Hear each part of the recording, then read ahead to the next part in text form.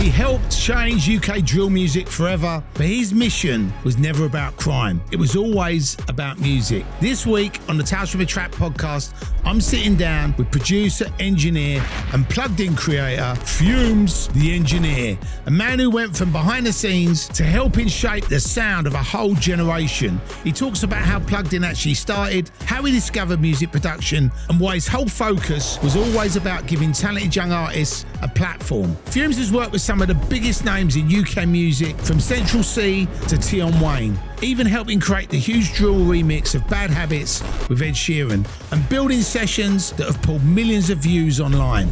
But success brings pressure. We get into the criticism around drill culture, the fame, the internet madness, and now Fumez is stepping into the movie world, making his film debut in Tales from the Trap. And honestly, it feels like he was born to do this. This is Fumez The Engineer, insightful, honest, and completely unfiltered. Make sure you tune into this unmissable episode on YouTube and all audio platforms, and we'll see you on the other side.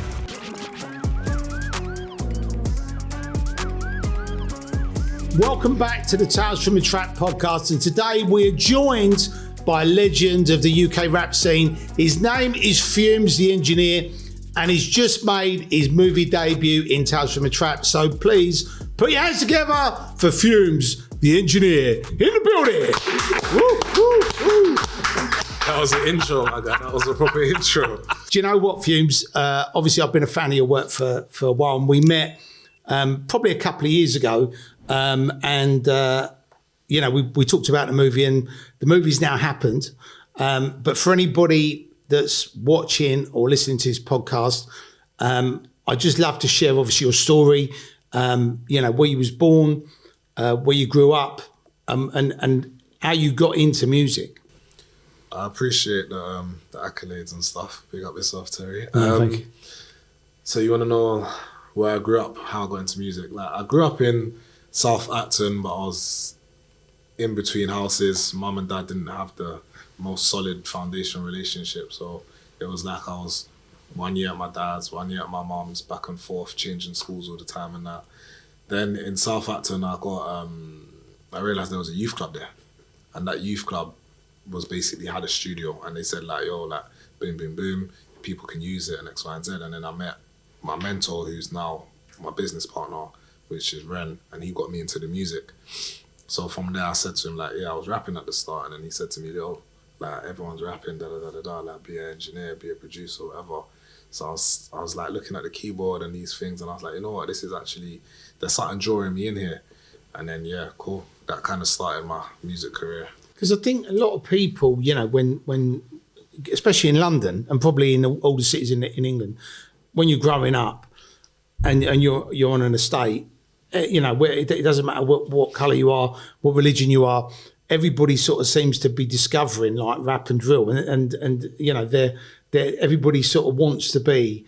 Because I think they look at people like Central C, they look at Digger D, they look at all these artists, and they all like go, I want to be like that guy. So I think that's why so many people are probably trying to hand it. And obviously now the entry is quite easy, isn't it? You can just get a phone, you can spit some beats, and then blow up on TikTok. Whereas I suppose when you started, it was a little bit harder than that.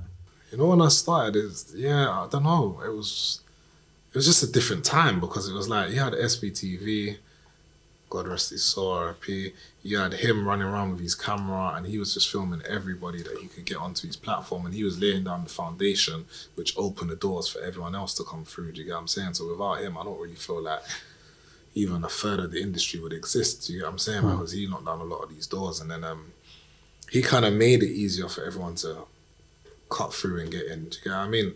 Right. But when I started and he was doing that, it's weird that I wasn't really paying attention to how do you blow up or whatever. Right. I was just a kid learning. Do you get what I mean? I was just working for free, trying to just get the hours behind and log them and train my skill set, and then figure out what I actually wanted to do. And then it was later where I discovered, like, you know what, there's more to music. You got to build a brand behind it, and then you got to put a face to the brand, and then you got to learn how to market and then all of that stuff. And then that's when all the TikTok stuff and all of that was blowing up. So it was just different generation when I decided to lock in properly, if that makes sense. And when you was rapping in the youth club, what was you rapping about? I was rapping about loads of stuff. I done stories. I done tunes about girls. I done tunes about the guys. I done tunes about, you know, stuff that goes on in the estates and rare. Like I was versatile, but I was doing grime. Them days drill didn't exist, even though it's the exact same tempo. But yeah. Right. So do you want to give us a little sample? Those days are way. No. I just thought we could have a Tales from the Trap exclusive. Those days are way behind. Right. So you started off at that and then realised actually this is a more interesting angle to go down. Yeah, I mean, like, you know what it is, like, I think it's different now, but at that time, I don't know what I felt. It might not even make sense to the public or to anyone else, but in my head, it was like, rap was at a stage where I didn't feel like you needed to be good. Right. Like, I felt like if you can rhyme on beat, then people will say you're good. Right. Do you get what I mean? So it was like, to blow up, it was who you know or knew. Do you get what I'm saying? It wasn't talent itself. And I was like, to be behind the keyboard requires a certain level of talent. To be behind the one that's clicking and manipulating the plugins to make the voices stretch and sound the frequencies and all of that. That to me was a skill set that you can't fake. It doesn't matter who you know. Right. If you're not good at it, you're not good at it. So I was like, I want to do something that's based on a skill set. So how did you have to literally teach yourself, or did you have somebody? No, Ren taught me the basics, and then like, the story is a bit mad. Like I was working with Eden Council, so I was doing about 4 different youth clubs. I was in Yak, I was in another one in Southall, I was in W13, I was in Bollowbrook Youth Centre as well. So it was like I was doing those 4 youth clubs. I was rolling like from studio to studio. I think they was paying me like £10-15 an hour. Like, yeah. But I suppose what you was learning was you couldn't have put a price on that, right? No, so you was getting 100%. paid. Like, it got to the point where after like my 3rd year of working just at Bollow, which was in South Acton, they started to pay me like £10-15 an hour, and then I'd probably take home like 4 bills a month or something like that. But it wasn't money like that, but it was what I wanted to do, and I would have still been doing it for free anyway. Do you get what I mean? So from there, I kind of got the experience of what it's like to work with young adults and even young offenders, and do you get what I'm saying? And from there, it was a situation where it was like, you know what? I know, like, I can relate to where they're coming from. I can understand why they're doing certain things. And it's like, I feel like I'm not in a position to tell them don't, because I've made nothing of myself yet. Do you get what I'm saying? It's hard to teach someone better when you ain't done better. Do you get what I'm saying? So I was just saying, you know what, maybe if I just keep working with these kind of people, and I met so many different types of people, different ages, different races, you know what I'm saying? It was like, everything was just so unique. I was just like, I was building a kind of, what's the word, like repertoire? Yeah, to kind of work with these kind of people. And then, yeah, it just all started going off. Like, then Fumez The Engineer was kind of born shortly after. Where did the names come from? Honestly, I went to school in Uxbridge, yeah, and I think I was always getting into fights. Like, I was always fighting with like, even the teachers. Like, I got kicked off punching the teacher in their face. Like, don't do that. It's not cool. But it's just what happened. Like, they tried to make a mad mockery of me because I wasn't paying attention. Like, I get it, like discipline and all of that. But the mockery was madness. Like, everyone was mad shocked. I don't know. Everything just blacked out. It's just me and him in the room, and there's bare people, but all I saw was me and him. And I just said, nah, he's done too much. Do you get what I'm saying? Then I got kicked out of that, and then I went Acton High School. And then, yeah, man, it's a journey. Do you get what I'm saying? And was the fighting just basically because everybody else was fighting? Nah, do you know what it is? I grew up in a broken home. Do you get what I'm saying? Like, mum and dad had split. Like, the bills were a lot. Like, there was always eviction notice, this or that, and it was always like, oh yeah, scraping barrels. And do you get what I'm saying? Mum was on allowances, dad was, I don't know. I was so young at that time. Like, he was working, but like, you know how it is, man. It was just mad difficult. Like, I wouldn't say man had it the ultimate hardest, and it was crazy. Like, I was fed, I was watered. Do you get what I'm saying? Yeah. Like, I was alright to go to school. Like, the clothes didn't have 900 holes in them and whatever else, but it was like, it wasn't easy.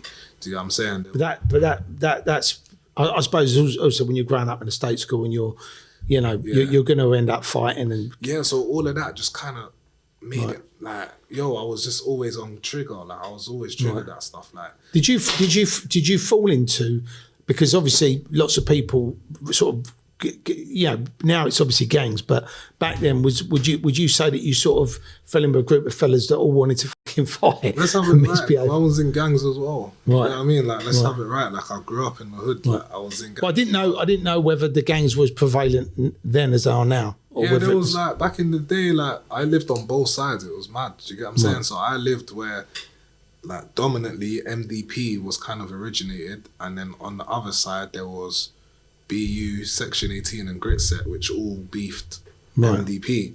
But I was good in both hoods because I lived in both sides. Do you get what I'm saying? Right. So the music kind of united you because you was going to these different places. Nah, my mum and dad just lived in both hoods. So. Oh, right.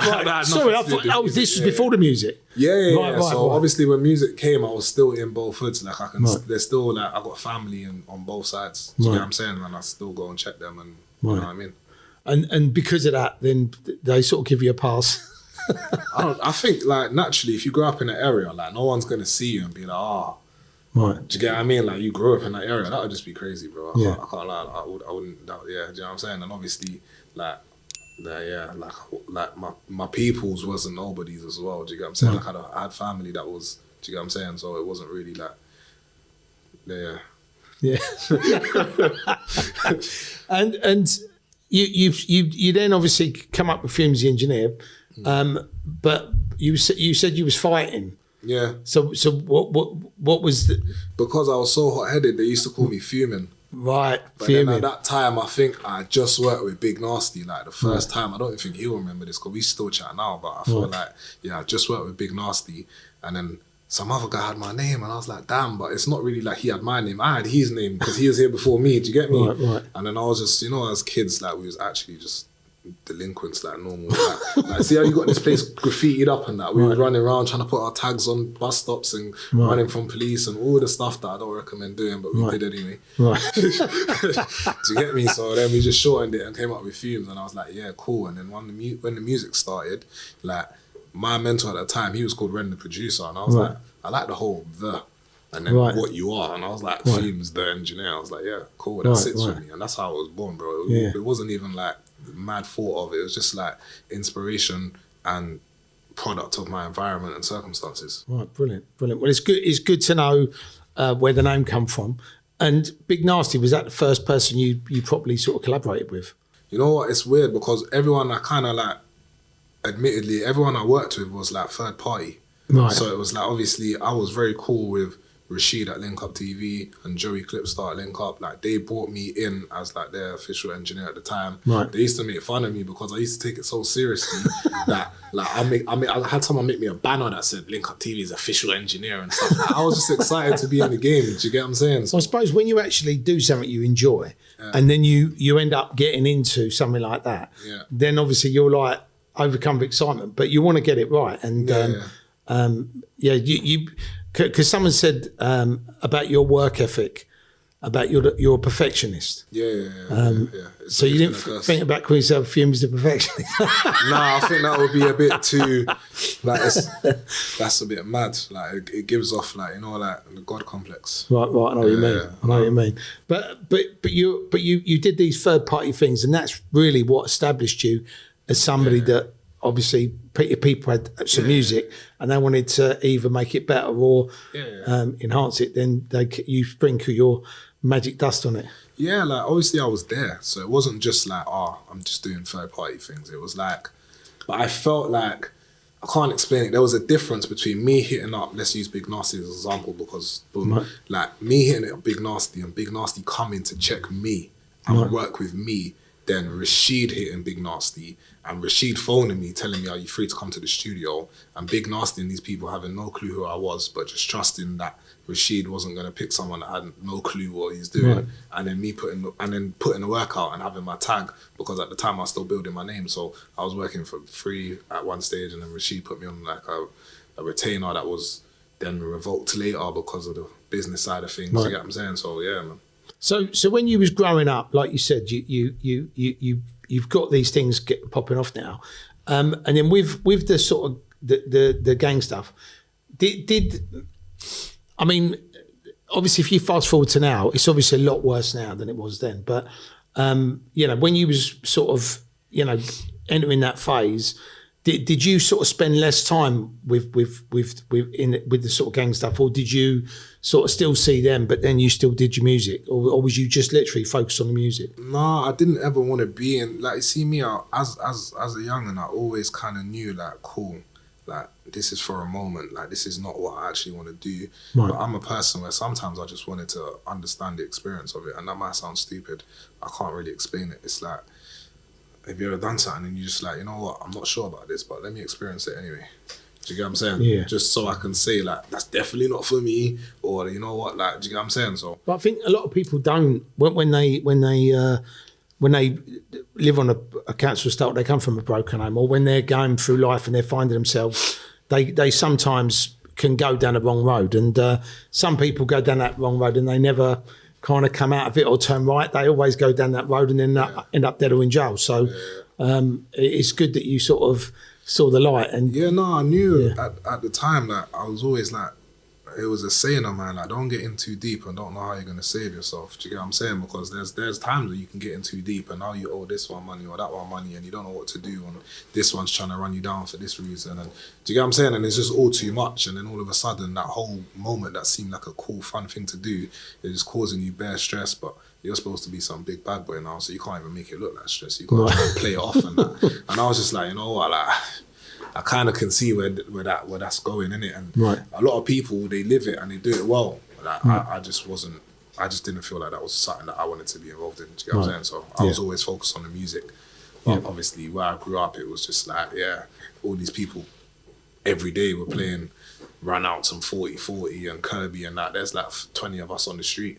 And then all of a sudden it becomes like, yeah, cool, let's have a name for us, like a family name, you know what I mean? And then all of a sudden now, like, one person gets into a fight or one person has an issue and we're all getting called to go over that side. And do you get what I'm saying? And then that's kind of how it all started as a young'un, but it never was really that serious, like, you know what I mean? And for all those people that you didn't leave them behind, but because you was focused on the music and you realised you didn't want to go down that road, did a lot of them either get killed or end up in jail, or did a lot of them come out of it? All the olders at the time went in jail. Right. I remember that was a crazy day for me. Right. Because I was there and I thought I was going to jail too, but I guess being young and looking so innocent had it perks at the time. Right. So I was like, close call, God, I hear you loud, I'm out. Do you know what I mean? So I was like, yeah, cool. And yeah, they sat down on their gangsters holiday for a bit, and then I just locked into music, man. I said, yeah, that was too close for me, man. I think sometimes things like that can happen, and you know, like you because it happened and it could have been you. Do you know what I mean? Like, I'm a big believer in God. Like, everything that happens, it's all praise to Him. So sometimes I feel like if you're not on the right path, or if you need directing, He will show you where you're supposed to go and what you're supposed to be doing and what you're not supposed to be doing as well. Right. So yeah, with me, I'm like, that was that moment, and I was just like, cool, man. Like, loud and clear, man. Yeah.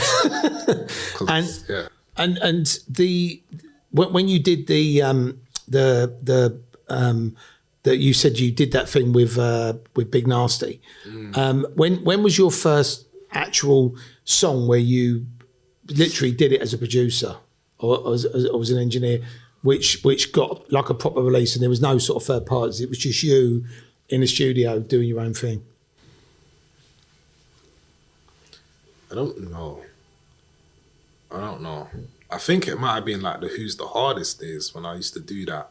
And then obviously, those days I was working with Stormzy and a few other artists, and they went on to do great things. I think it might have been then. Right. But even then I didn't put my name on it like that because I don't know, I was new, I was learning, you know what I mean? That was all 10, 15 years ago. So. Wow. So when you actually started seeing these people that you were sort of working with, or you're seeing them right at the beginning of their careers and then you sort of seeing them pop off, did that make you sort of think, you know, I'm definitely on the right track here?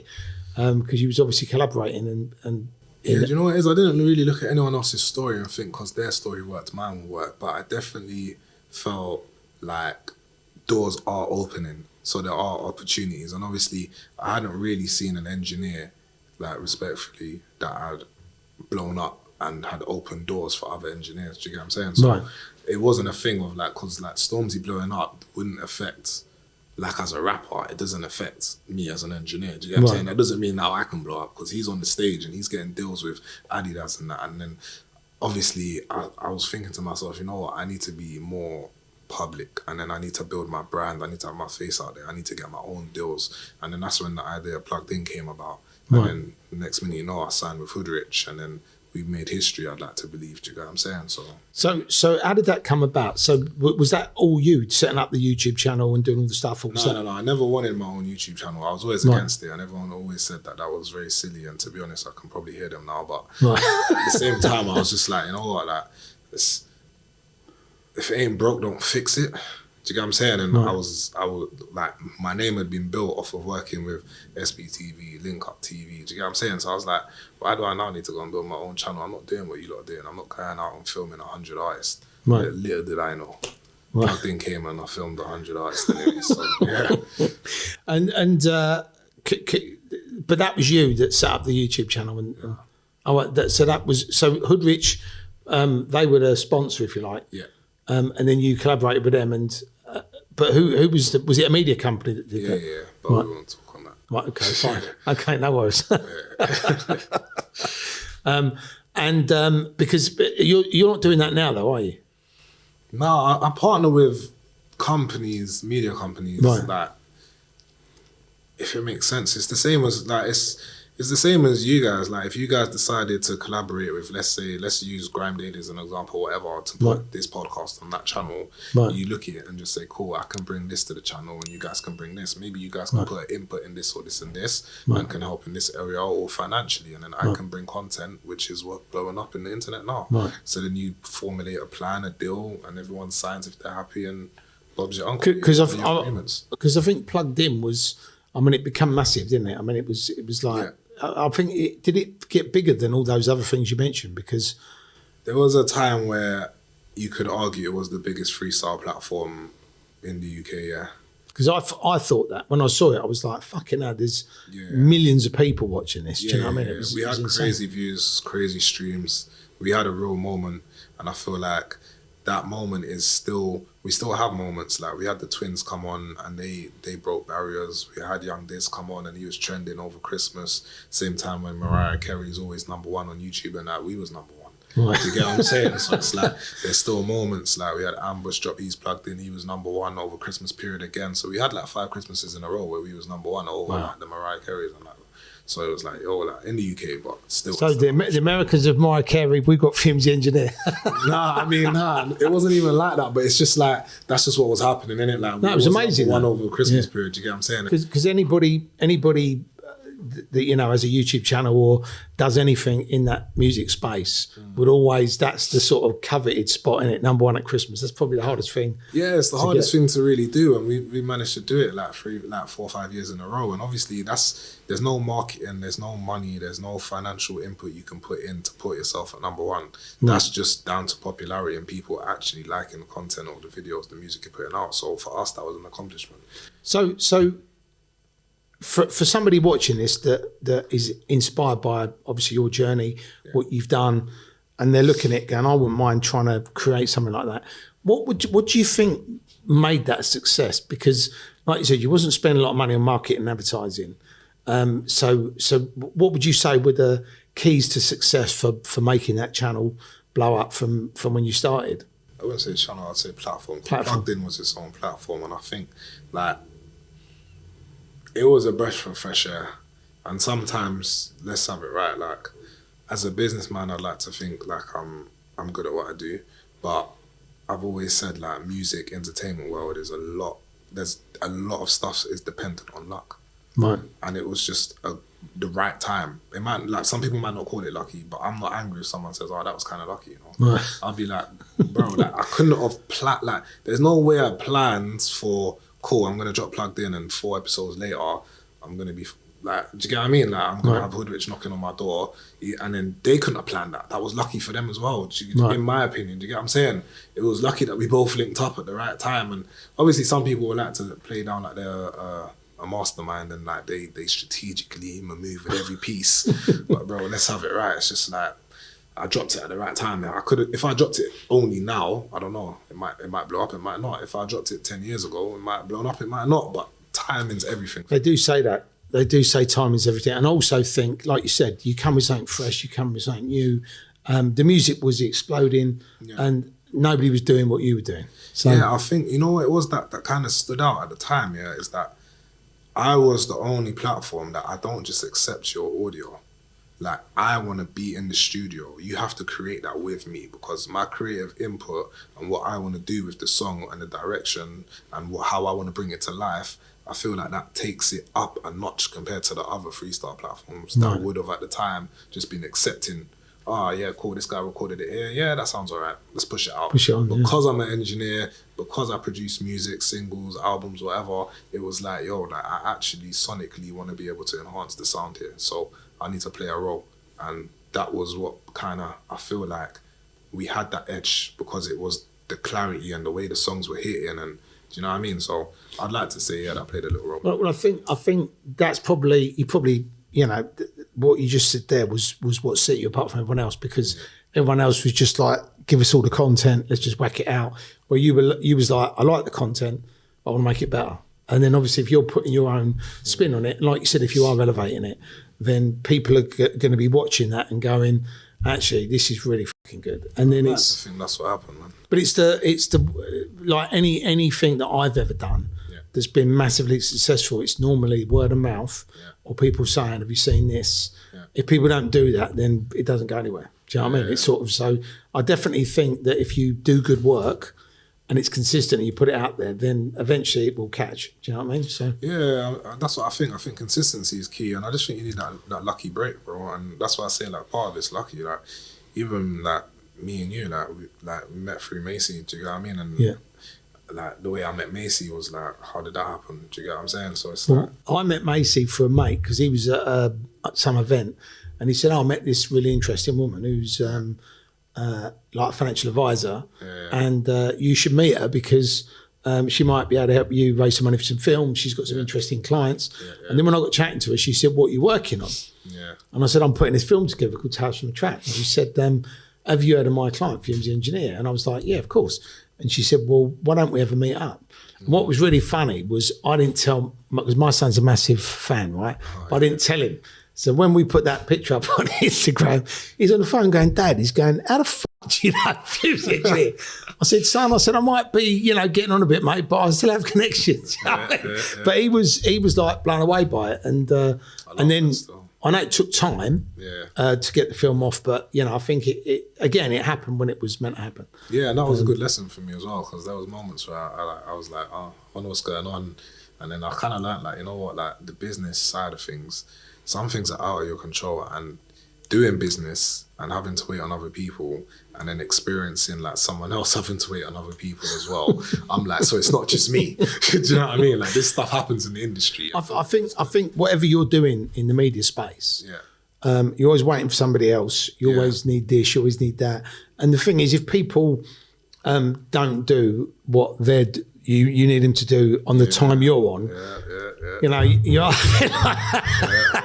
but when you don't experience it, like, when like you experience it happening to yourself, but the world looks like it's moving all smooth because no one posts their L's or nothing or their delays or anything, you're like, damn, am I doing something wrong here? Like, you have to sometimes, like, I don't know, when I was learning stuff at the start, I was looking at everyone else and it just looked all smooth and roses, and I was like, damn, I must be doing something wrong, because I'm waiting on this guy forever, and the way he's taking long, it's like, is he even serious? And then this person, do you know what I mean? And you develop that small little doubt, and then you're like, actually, no, let me crack on. And then when you start seeing other people go through it, you realize that it's just the world we live in right now. That's just the industry. Well, I think that's one of the biggest things. I think if you just rely on yourself, like if you're in a studio and somebody wants to work with you and they come in the door, you can just crack on. Do you know what I mean? But if you haven't got someone coming in the door, and then you have to start pulling things together, and when you're making a film, there's so many moving parts. You've got to get the script right, you've got to get the money,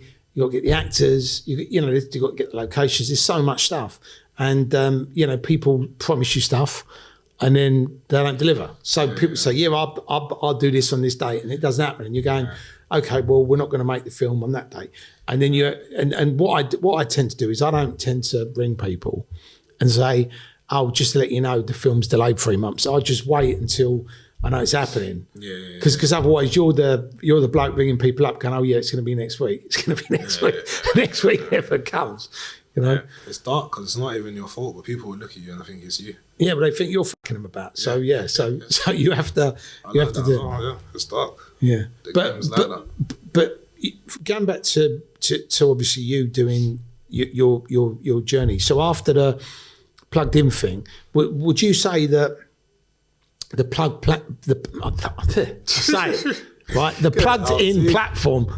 in platform? It's easy for me to say. But would you say that was really what elevated you because you was able to demonstrate what you could do to a massive audience? 100%. I think Plugged In took me to a certain level. And then I think the deal that I worked with Hoodrich that then expanded to JD Sports took me up to another level, if that makes sense. Because after that, I was getting the Glastonbury bookings. And I don't think an engineer has ever been booked to perform at Glastonbury. Right. Do you get what I mean? But I was. Do you see what I'm saying? So how did that work? Because I'd love to hear about that. Bro, it was mental. Like it was all crazy. I was on Nigel Farage's show talking about I'm going Glastonbury, and then I had a whole UK tour as an engineer, and I was just like, how is this? I don't even understand how this is happening. But you know what? I'm gonna just roll with it, and we just rid the wave. Like literally, we rid the wave. We went on there. We just entertained, and yeah, we had fun, man. And yeah. So what did you do? Did you play like a set? No, I'll be honest. We had a set, that we was entertaining, we was hosting. Do you get what I'm saying? Because realistically, you can't engineer from up there. Like, did you get what I mean? Like, we wasn't producing anything. So you become Fumez the rapper again?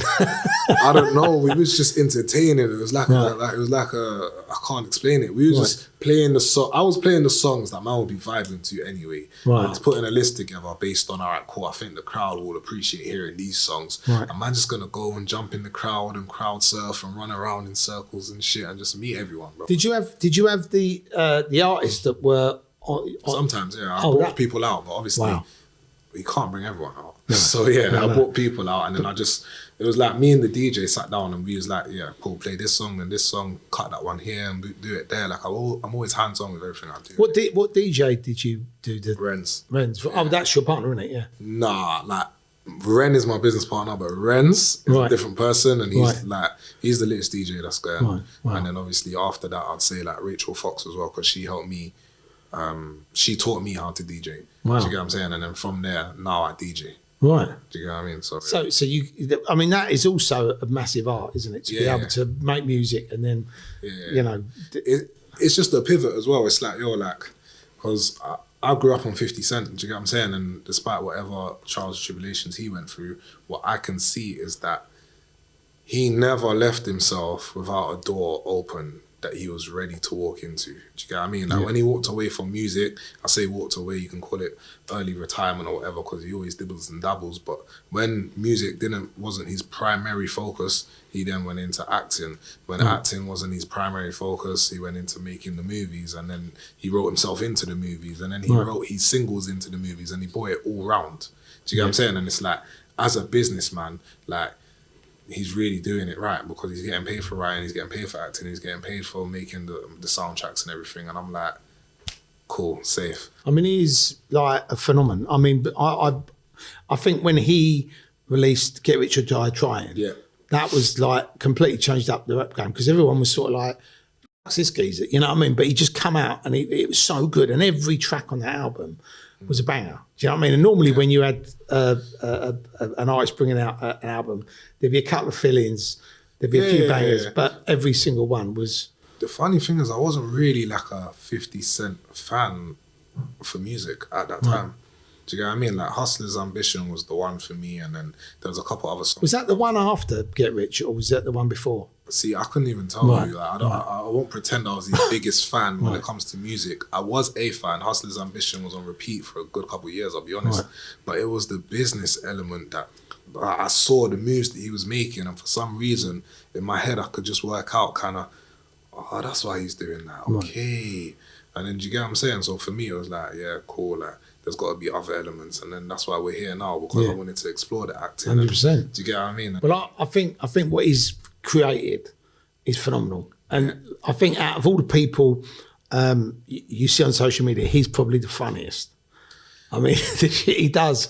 I'd say he's the biggest troll. That's what I mean. But sometimes I don't know. I don't find trolling funny, but that's just me, because obviously in this industry, I feel like everyone gets trolled. But the thing for me is people forget we're humans. 100%. You know what I'm saying? 100%. For me, it's like, it's all fun and games, and then you have a celebrity or something, and I'm not saying me, because this is not man's bag or whatever, right. and this is not that, but just saying, like, if you witness certain things, like, in the public, like, you'll see, like, a celebrity is flying high, but they're getting negativity all around them, and next minute, you know, they're doing certain things they shouldn't be doing, or they've they've unalived themselves or something, and you're like, everyone then is crying, saying, oh my God, that was amazing, but when they was alive, he was doing all the trolling and stuff. Like, those things play on people. Do you get what I'm saying? So it's like, I kind of don't respect trolling. Right. I don't either. But I think what 50 does is sort of like, he goes down this road, but then anybody who, like, I think he had a big thing with Ja Rule, didn't he? He had another thing with I wouldn't even know. I didn't follow any of this. But there were so many of them. There were so many of them that he, and I think they were, and he had that big thing with Floyd Mayweather as well, didn't he? Where Floyd was sort of saying, you know, I can't even remember what it was over, but there was this sort of ongoing beef, and he was sort of like, you know, about signing your name and all this sort of stuff. But it's sort of like, because you know what he's like, you wouldn't want to sort of upset him, because you know he's going to go online and just troll you, isn't he? So you just I think. Or do you think there's a better way of he could have done it? Yeah, I feel like, bro, like, making everyone look small to make yourself big is not a character trait that I can respect. Right. Like, 50 as a businessman, right. in my opinion, the way he pivoted, adapted, like, and just grew with the motion is just flawless. Do you get what I'm saying? So, obviously, but I don't know the actual business. Do you understand? Like, that's just me looking in from the general public. I ain't seen the contracts. I ain't seen if he signed bad deals or great deals. But he's openly said, like, I think Power originally, he made like little to no money on it. And then later, he then made a lot more money after the show became popular. I've done the same stuff, like working for free and then making a lot more money down the line. And you know what I mean? So I'm just like, I think business 50, I can follow. And I think a lot of TV stuff, when you start it off, the first season is normally like you get paid, but it's all, everyone gets like paid a minimum. Minimum. But then if it goes, then everyone starts earning a bit more.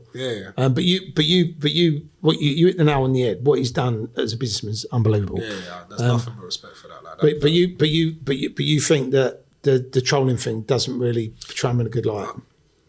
I'm not saying that. I'm just saying, me personally, that everyone's entitled to their view. Yeah, of course. Some people sit at home, like, I think the general public will sit at home and enjoy watching someone else get trolled. But and maybe get involved. That's the problem. I'm just like, you're not really going off facts. You're just going off entertainment. Right. But that entertainment, in some form or way, is having an effect on someone else's life. Yeah. Do you get what I'm saying? And you don't know what that person's going through.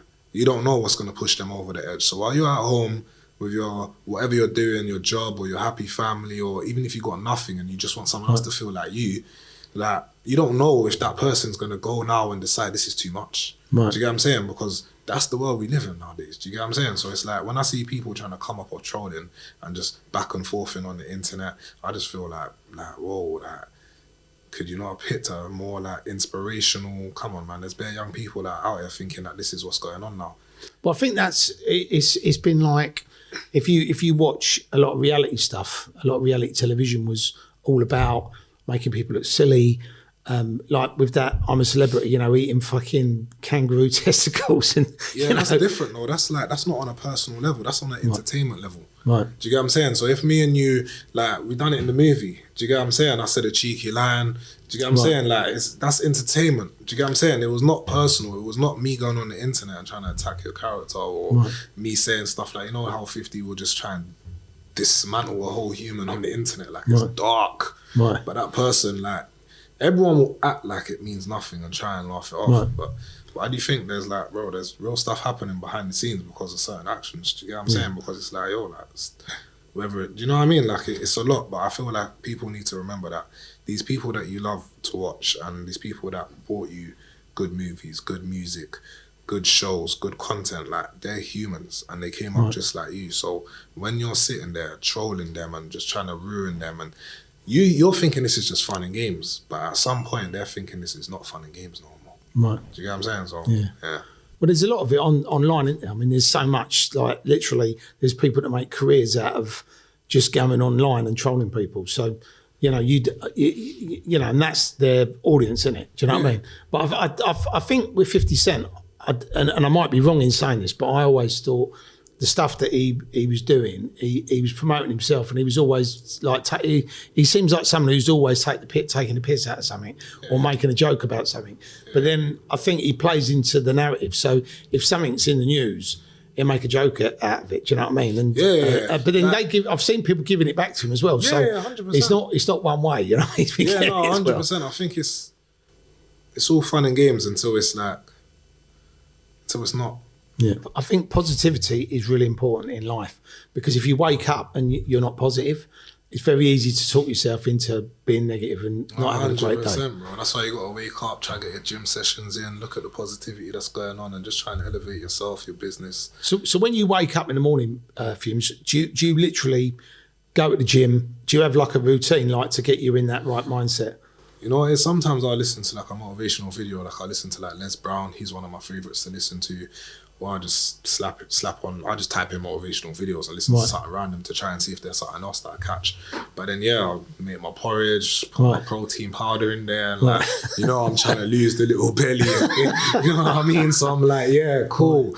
Trying to be summer ready and these things. So, but... Well, it's good to hear you're domesticated, you know, doing the porridge with the protein. Yeah, man, I'm trying. Like, I'm trying. Like, it's like, I feel that 2026 is all about health and you get what I'm saying? So, health and mental well-being. So, I'm trying to get that in luck. And, you know, after like going through certain things, family, friends, it's easy. Like, the industry will make people forget like how easy it is for certain things to look different to what it actually is. What you were saying earlier about when you first started off and you were looking around and you were going like, everybody's, you know, doing whatever, and it looks like they're all just flying by, and like everything I do is like fucking hard.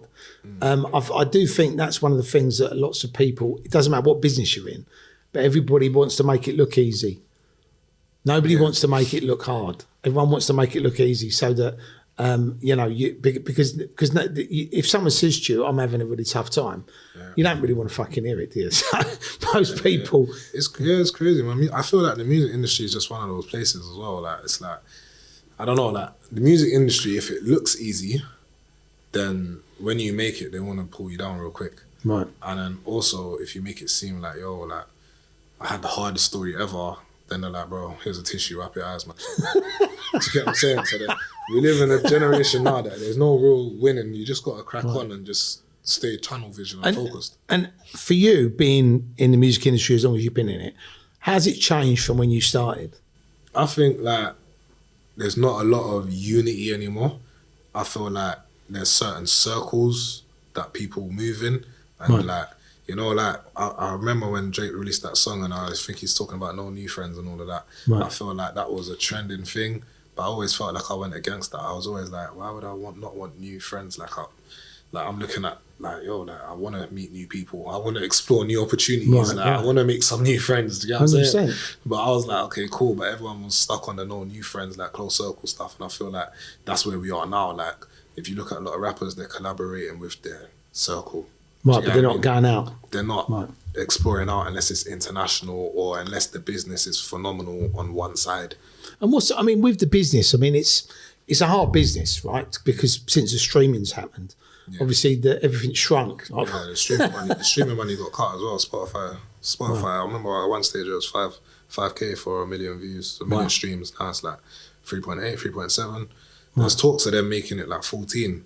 But if that happens, we're back. Right. The artists are back.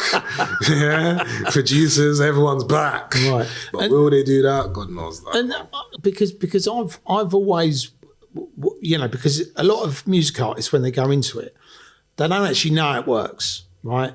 And it's probably similar to the film business where, you know, they go into, people go, let's make a film. And then the film comes out and they go, oh, look, we've made millions of pounds. And then when you actually crunch the numbers and go, well, actually, you've got to spend the money on the advertising, the marketing, you know, they've got to take the distribution fee off. Like with the streaming, the Spotify thing. People go, well, I've had 1 million streams. Surely I've got £1 million. I mean... Do you know what's mad, yeah? Like, and people probably won't like me for this answer, but this is the problem with me. I'm just too real when it comes to certain situations. Right. I don't understand it, bro, because I'm like, even as a kid, yeah, I used to sell sweets in school. Do you get what I'm saying? And I knew if I bought these 4 Snickers bars for £1, yeah, when I got to school, if I shot them for 50p each, I'm getting £2. Right. £1 needs to go back towards the recoup. Right. So for me, when everyone's like, I don't understand the business, it's so crazy, I'm like, you know, there's like, obviously, when you get deeper into the details, there's little ways that you can get tied up. And I do understand that some labels do actually move mad. I've experienced it. Right. But in general, I'm like, bro, like, you ask your lawyer to look at a contract, or even if you watch it, you look at a contract itself. The first deal I signed, it wasn't with a contract. Right. And the issue that I had was I didn't understand how the recoup part worked. But that was just the first ever time. Right. But then, because I was actually misled, like that got rectified. Right. Do you get what I'm saying? So the recoup was worded in a way that, you recoup against your share, which is normal, yeah? But I didn't understand what that meant. Right. So I signed the deal, but I asked them 100 times anyway, in writing. So what, how much do I have to recoup before I get paid? And they would say, let's say the number was £100,000. So cool. And then afterwards, I asked the label, so how much money have I made? And they're like, yeah, like £120,000. So I'm like, cool. So where's my split? That's like, you haven't recouped yet. No, look at this email. They said when I make £100,000, I'm recouped. I made more than 100,000, so technically, you guys are misguiding me now. Right. Do you get what I'm saying? And they're saying, bro, who sent that email? I'm showing them, they're saying, okay, cool. I'm not gonna lie, she got fired, it was dark. Right. But at the same time, like, I didn't understand that part. Right. But in general, I understood recoup. Right. Do you understand? Yeah. I understood marketing. Do you understand? Like, when you think about in depth, marketing, recoup, production cost, feature cost if there is, there's not much else to it, bro. Right. Licensing terms, agreement, like length, there's not much else to it. So when everyone's like, I don't understand the business, it's like, bro, like even in the streets, if you go and you, let's say trainers, you go and you sell trainers, you buy a box of trainers, right, and you want to go and buy another one after you shot these, you make a little bit of profit and then you buy another one. That's your recoup, bro. Like, how can you not understand what recoup is? And then if you want to then start posting it online, and let's use I'm Just Bait because he's one of the big ones in the UK industry, you want to get him to post it. If he's going to charge you £50, you shot your trainers for £200, you bought them for £100, now you put 150, 100 is recoup, 50 into marketing, so that's recouped, then you got £50 profit. It's not that difficult, bro. Right. And did you set up your own record label after? Yeah. Oh, right, okay, so you initially worked with other labels and then just thought, you know what, I'm going to just do my own. No, from the start, I made my own record label from the start. I signed myself to the record label and then the label signed the label. Right. Yeah. I mean, that's a smart move because I take it then that put you in the driving seat. It was done because of the way the UK is set up. Right. I don't want to bring too much attention to myself, so I leave it at that part. Okay. You know, the UK like to try and extract everything they can from everything. So you got to set the companies up in a way that's the government. Now I'm within your guidelines, and here, there's the loophole. I found it. Right. Okay. So boom. You have to tell me about that offline. and then, was you actively then signing people to the label, or were you just literally? Right. That's what I'm saying. Like, I've never owned anyone. Like, when I say owned, I mean like I own like the next 4 albums or all of that. Like, so you like just to collaborate and then? I was doing features. Like, I was putting songs out like DJ Cardiff, like Charlie Sloth. Like, do you get what I'm saying? Like even like Kenny. Like, I believe I was one of the like I watched everyone else do it. Do you get what I'm saying? Like, I was putting features out. I think who's that song? Who's that Jamaican artist? DJ Mac. Mm-hmm. Yeah, like him right now. He's putting out songs. Like, do you get what I'm saying? Like, there's features. Right. So we do feature artist agreements. Right. They're not collaborations. But in your opinion, obviously everyone's got a different view, but that's how you like to work. That's what it is. Right. If I was like If I was getting you to songwrite and I was taking your song and putting it out as my own, then I'm buying your song and releasing it. Like that's what artists, like that's what big mainstream artists do. They've got songwriters and they go and they hear someone else's song and they'll buy the song and they'll re-sing it. Right. Do you get what I mean? And then boom, it's their song and you won't even know that was by someone else. But now more people are starting to bring it up and then you'll hear people do diss songs and someone like Meek Mill will say, you didn't write that song, you bought that song or whatever. And then, do you get what I'm saying? Now everyone's trying to be like, oh, okay, this is what's going on behind the scenes. Right. That part of the business, I understand if someone says like, I don't understand it because that's all a bit of a head spin because you just think that as an artist, you write your own lyrics, you write your own songs, you perform your own. Right. But I guess not. And you've obviously been really successful, not just plugging in the platform and then the music and the collabs and the features and everything you've done. And I mean, you know, playing at Glastonbury, doing a UK tour, I mean, you know, phenomenal. So, and did you ever get to the point where, you know, you obviously get fame and you obviously get notoriety. How's that been for you? I mean, do you find that, like, you know, when you go out, you have to obviously be careful where you are because people are, you know, when we was doing the clubs back in the day, people worked out the DJs were playing out and getting money, right? So they'd literally find out where the DJs lived and then they go in their house at 7, 8 in the morning, put the door in and take all their money because they knew that they'd been out DJing all night and they probably had $5,000. So I didn't know if because you're obviously prominent in that music. Yeah, no, like obviously like the game's the game, innit? Like broke people and opportunists are always going to do what they do in any field that you're in, innit? Right. So it's like, whether that's music, like happens with footballers, everything. Like, yeah, admittedly it's happened to man. Like I've had my house burgled. Do you get what I mean? Wow. Like I've lost thousands of pounds, whatever. I went abroad, I had my villa burgled. Do you get what I'm saying? Like those things have happened and they can happen to anyone and it's just a learning curve. Right. Do you get what I'm saying? It's the L that you have to take. And if you got insurance or whatever, then you never know. You put in an insurance claim and you end up with more money than you lost. Right. Allegedly. Right. So it doesn't really matter. But do you get what I'm saying? Right. So it's like, there's just ways to handle certain things. Do you get what I'm saying? And obviously that doesn't happen with people like I said, in real life, anyone I've seen, it's always been love. Like if someone decides to break into your villa whilst you're not there or you're doing other things, then like that's, do you get what I'm saying? There's nothing bad or gangster about any of that stuff. So after Plugged In, what was the next thing from there? Because I've seen you're doing some new stuff online as well. Yeah, you know what it is, like I started a new freestyle competition because I just wanted to go back to like, I felt like Plugged In became such a like, it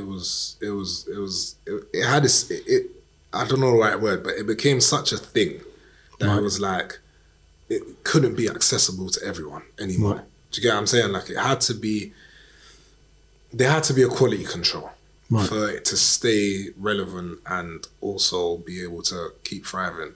Right. But I also felt like there's so many people that deserve to be heard. And now that I've got a platform and almost 1 million followers on TikTok and stuff, like I can use that platform to give it to them. Wow. Do you get what I'm saying? So I'm like, cool. Like there's not even like it's not being released on streaming platforms, so it's not for money. Right. Do you get what I'm saying? It's just so I can put content out and show the world like there's this going on over in Liverpool. Like I had someone fly over from New York to come and freestyle in my studio for 5 minutes and then fly back to New York. That's mad. Do you get what I'm saying? Like, so it's like, yo, like that makes me understand. Like that brings me back to the roots. Like this is where the hunger develops. Right. Do you get what I'm saying? And I feel like I need to be in tune with that. Right. Because that's what fuels me. So even though that they're doing this and they're all thinking, oh yeah, Fumez is doing us a solid here, I'm thinking you guys are doing me a solid because you guys are bringing back the passion, the hunger all over again. And that's when I'm at my most creative and that's when I'm trying to really make things happen. You get comfortable sometimes. You know well, I think that's the beautiful thing about TikTok and social media, YouTube, whatever platform you use. Like now you can connect with everybody in the world. Yeah. And like you said, you've got people just jumping on a plane. Yeah, it's crazy. Jump on TikTok and then I told them, yeah, you're dope. And 5-6 days later, they're in the UK. Right. Madness. But like, I'm like, I respect it a lot. Have you, so you might not want to answer this question, right? But out of all the artists you've collaborated with, not in any order, but have you got a top 10? It's a myth. I heard too many artists, and I just feel like everyone's a bit sensitive in it. So. Right, okay. But I didn't know if there's a top 10, but okay. Yeah, obviously, like, I got, you know what it is? Like, I'll be honest, I don't have a top 10, I don't have a top 5, I don't have a top 3. It changes. Right.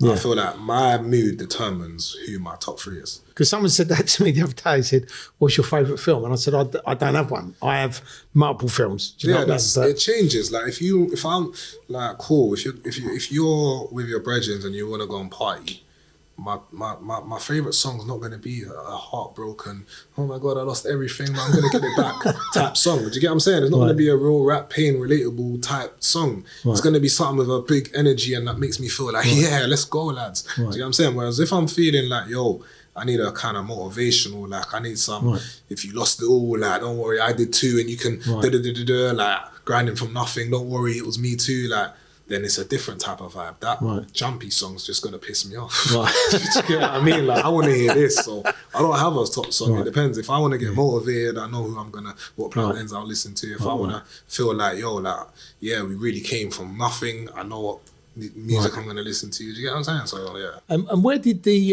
F28 come from? Bro, you know what? Like I feel like I was inspired by I can't even say it no more. It's dark. You can say it. Nobody will know. No, you can't say it no more, bro. Like, you know what? There was a certain person that was pivoting and doing alcohol. Do you get what I'm saying? And I just felt like cool. That opened the door. And then I watched other people in the UK do that, and I felt like cool. Like they're opening doors. And then I was like, you know what? Someone approached me with the idea of, yo, you should create an alcohol. You know, like. I think with the platform you have, the push and the marketing you can give it, there's a possibility that it could do big things. So I said, yeah, cool. I just went down there, and obviously it's like 50, 100K investment, whatever, put that in there. And then now I'm just like, okay, I have this alcohol brand and now I need to try and make something of it. But I didn't do any research, so don't do it how I did it. You get what I'm saying? Like, I just wanted to have something that I was just like, yeah, cool, I can make this work. But what made you go for rum specifically? Do you like rum? No. Right. But that's why I did it. See, I love rum, personally. But that's why I did it, because I'm a person where I'm like, yo, I don't really like rum.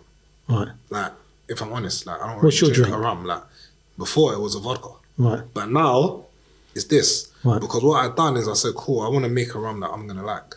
Right. Because ultimately, I feel like that is missing. There's not a rum that's likable. Do you get what I'm saying? That you can drink straight, smooth, nice.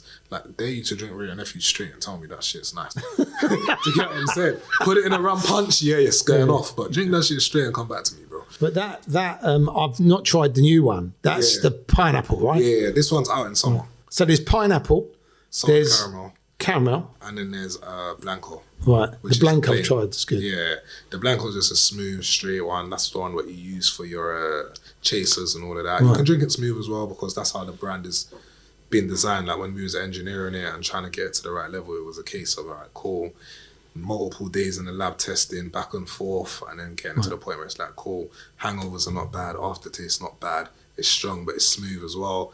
That's what we went for. So if anybody wants to sample the F28, where can they get it? Is it? Right now we're doing online distribution, so on the website is what's happening.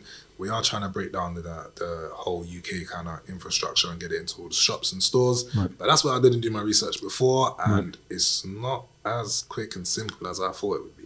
Right. So there's barriers, but we're hurdling right now. And we got meetings and stuff that's making it a bit more possible. So yeah, brilliant. As soon as we find out how to get through that, that's when I like to say I soft launched right now. Yeah, of course. Because I haven't done what I know I can do yet. I haven't got people to put it in music videos and got brand ambassadors outside of myself, because I'm like, right now it's just online. Let me work out how to break through this UK industry alcohol side now. Right. Like, I've done the music, let me try my luck over here, and then when I know what the formula is, you'll see a big online campaign and all of this stuff happening. But yeah, right now we're soft launching, but Pineapple's out in summer, and I'm hoping summer's the hard launch. So, right, wicked. Well, I can definitely help you with that. I've got some good contacts. So. Is it? Yeah, we have a conversation off camera then. 100%. Yeah, 100%. And obviously, you know, you made your movie debut on Tales from a Trap, which was epic. And I mean, let's talk about that, because you've never done a movie before. Never had to. But, you know, you put your heart and soul into it. And I think what I loved about it, because I've watched the film now, and I actually... I smiled because I know there was a couple of moments when you was a bit like... There was one scene, bro, it still bothers me to today. I'm like, I didn't even know they were focusing on my part. Right. And then it was like, we got everything. And I'm like, no. I didn't do what I need to do. I'm like, you can't have everything. And I said, no, trust me, we got it. I was like, no. I'll be honest, if you know confident in that one scene. The rest of it, I was locked in. Do you get what I'm saying? I was good. I felt like I'd done all right in those other scenes. No, you did. And that was why it made me smile, because I know that, when you do anything for the first time, if anybody walked away going, I was brilliant, but it was good that you cared that much about it. And for you, actually stepping into that role, what was it like? Because... it was scary, bro. Right. It was scary because I'm like, I'm a musician. Do you get what I mean? You're going to see the dark side of Fumez The Engineer in this movie. And I was like, you know what? Like, I felt like the role was basically like a ghost from Power role. Do you get what I'm saying? And I felt like, cool. Like, I watched Power and I'd been a big fan of that because I'm a 50 Cent fan. Yeah. Especially of the way he conducts his business and these movies and stuff. Yeah. So I was like, this is my chance to kind of... So I read the script, I was back and forth you know what I mean? Like, going through it. I remember one script, I rewrote my section of it, and then we done that one. That's the scene that me and you were in. Yeah. Do you get what I'm saying? Yeah. So I know I gave the production team some headaches sometimes because I was always trying to be a perfectionist and stuff, but I'm hoping that, Do you know what? I'm hoping it came out nice. If you'd have come on set and all your ideas were shit, then it would have been a fucking pain in the ass. But because you actually come on set and you wanted the best for the film, you wanted the best for the role, you wanted to make sure that all the dialogue was bang on, and everybody cared about the film, but I think you was extra cared. I'm a perfectionist. You was Fumez a perfectionist again. Yeah, I don't want to go out. You know what I mean? I don't want to do something and not have it. Oh, you get what I mean? It needs to be 100. So for me, it's like. I need, but obviously, like I said, apologies again, because I know that certain people. No, it was good. Felt like, good. But the good news for the film is this is the first film that's ever been. The whole thing is about Web3 technology. It's all about putting things on the blockchain. We're going to digitalise some of the actors from the film. We're going to do a VIP screening for the people that buy the digital assets. We're talking about building a Trapperverse now where people can actually play the characters in the Trapperverse. I'm sure we can have them drinking F28 in the bar. And we're also talking about, which I think would be epic, is creating a trap token. So we're going to actually, with this film, because the idea is we're setting up a franchise, we're going to basically do another one and another one. Without giving too much away, you might be coming back, because we don't know whether Fumez' character Raph lives or dies in this film. So, if you live, you'll be back in the sequel, no doubt. But if you die, I wonder who is going to be the successor. I wonder whether...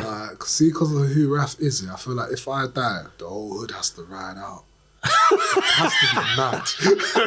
It has to be mad. Like, that is crazy. Like, they're all my young bucks. Like, I gave them come on, step. Get stepping, guys. This is a movie. Go outside and make some noise. But for you, what was the fun parts of the movie? The whole part was fun. I think the least fun, because of how I am mentally, was learning the script. Right. And that's because I'm so trying to get it drilled into me that I'm hard on myself. I'm like, fuck, you gotta get this better. You're just gonna fuck this whole shit up. You get what I'm saying? You can't be doing that. So that part wasn't fun for me, learning the script. It's boring. It is boring. It's challenging, but you see, when I got into there, and I'm like, I felt like I became one with the character at some stages, other than that one scene.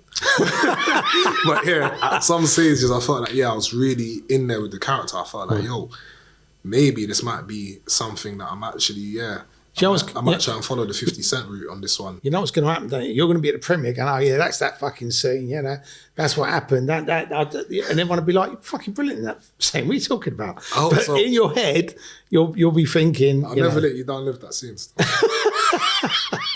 I'll never let you down with that. See it still. Even if it comes out good, I'll be like, Terry, man. But I am looking forward to obviously collaborating with you on the music. I think that's going to be epic. And for you now, Fumez, what's your plans for the future? Have you got... I think right now I'm going to work on F28. I'm going to prioritise that. I'm going to prioritise the new freestyle show, working with the up-and-comers. Plugged In still going to go on. I'm going to prioritise being in the content space a lot more. You know, I'm prioritising bare things because there's one more as well. The blueprint, which is very important to me because I feel like that is what the industry is missing right now. And the blueprint is basically like an educational course where you hear about all my stories, everything that I've gone through, like in depth, in detail, and breakdowns on how I entered the game and the challenges and the obstacles that I came through and how I pivoted and how I made it to where I am now. And the reason why I feel like it's important is because I generally feel like there's nothing that I haven't been through. Do you get what I'm saying? Other than like, you know, like dying and stuff. But you know what I'm saying, in the business world. Hopefully that happens in about 40 or 50 years' time. You know what? It happens when God decides it's my time. You know what I'm saying? So, yeah, I leave that with the big man upstairs. But in general, what I'm trying to say is like, yo, like with this course, I feel like no one's really shown people that in this course, you have access to real life contracts, to real life agreements, to literally tasks that you can go take back and accomplish, as well as there's going to be ways for you to actually speak to me directly and go through whatever you feel like you're going through musically or mentally, because I'm here on both sides of the fence. See what I'm saying? So you kind of become like a sort of mentor as well as... It's that, there's an educational part and there's a mentorship part.